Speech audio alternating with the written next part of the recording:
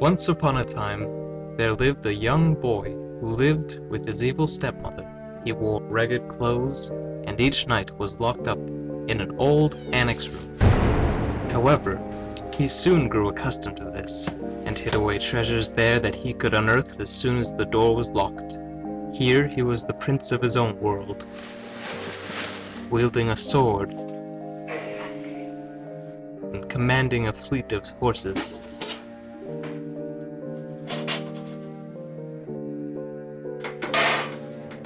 On his head he would wear a dazzling crown, and around his neck a flowing cape.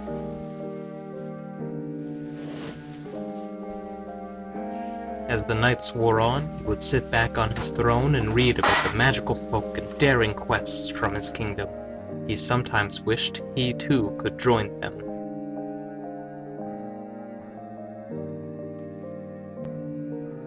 One night, as he settled down to sleep, something odd happened.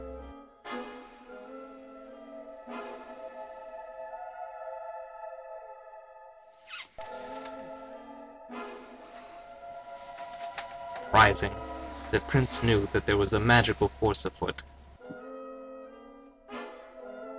Grasping for his sword, the prince bravely advanced towards its source.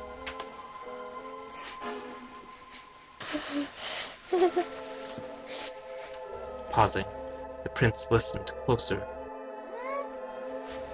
The magical hum was coming from behind the cabinet.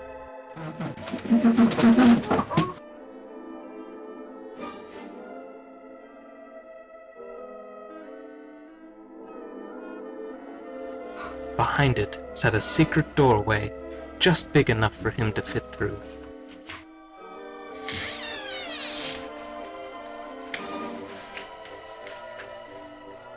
The magical lights illuminated this passageway too, and the prince had no choice but to proceed.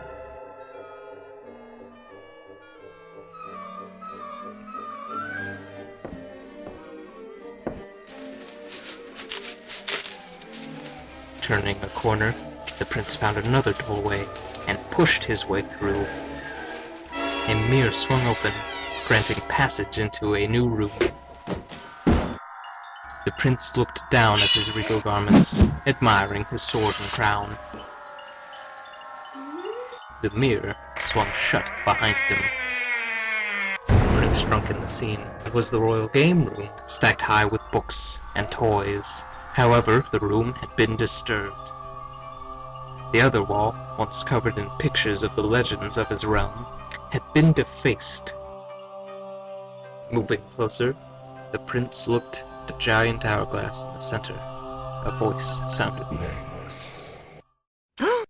Nex adu immortalis.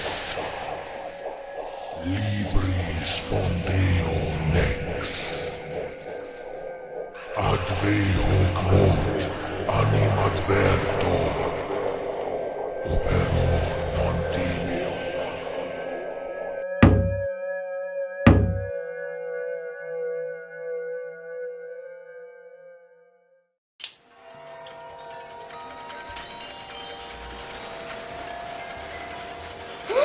He ran to the door, but it was locked.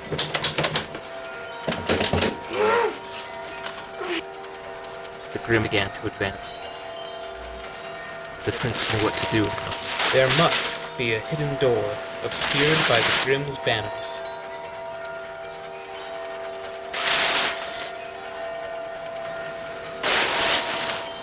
The prince banged on the last wall.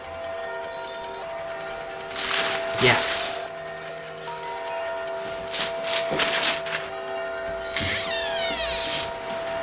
Ripping away the strap, a door was revealed. But it was shut tight. The prince reached for the opening, but he was too small.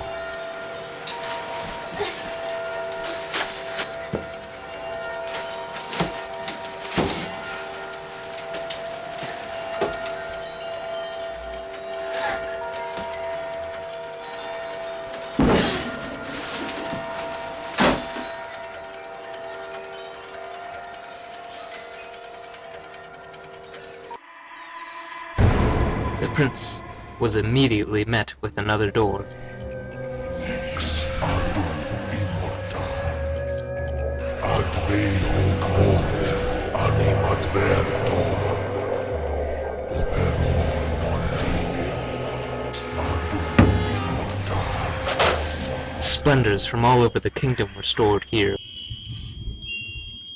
Vials of potions, tomes of magical secrets, enchanted music boxes, chests of gold, and a whole manner of other objects, but which could be his people's weapon.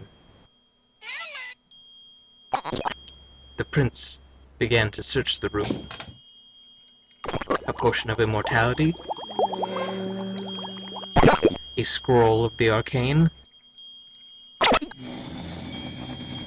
Moving further into the room, a feeling of magic grew inside the prince.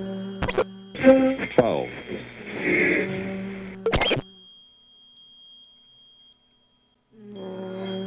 There, guarded by one of the Grimm's villainous treasures, was a box more plain than anything else in the room.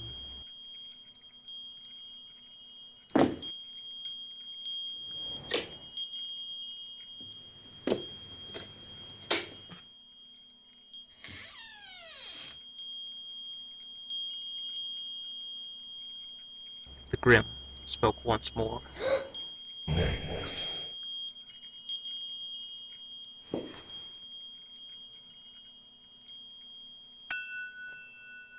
The prince left through the door, but instead of the previous room he stepped into another chamber, this one much darker than the last.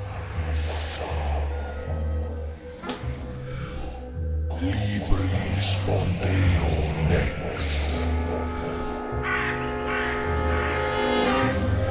Animadvertor. Salus est proculamus. Immortalis. Libri spondeo nex. Animadvertor. The prince realized he had little chance. The Grimm already had destroyed all of his pieces. All was surely lost, when the prince remembered the silver scroll.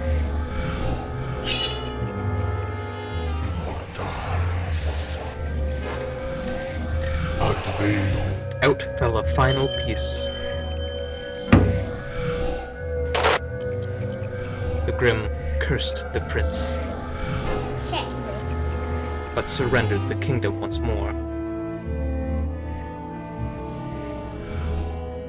At least, for now, all was well.